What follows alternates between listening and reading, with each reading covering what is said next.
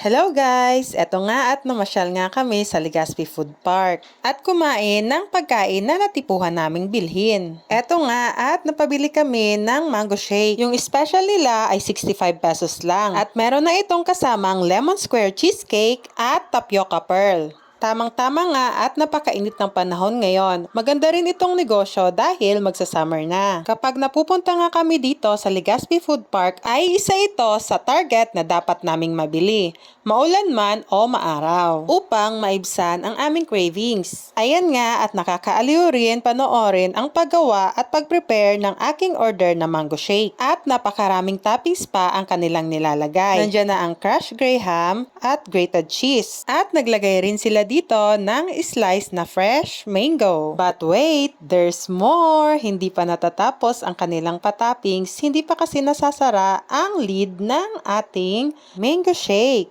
Ayan, at meron pang pa-condensed milk sa ibabaw. Yummy! Promise, hindi ito masyadong matamis. Tamang-tama lang ang kanilang pagkakagawa. At marami pa silang ibang siniserve na ibang flavor. Ang pinaka-favorite ko lang talaga dito ay yung special na mango graham shake.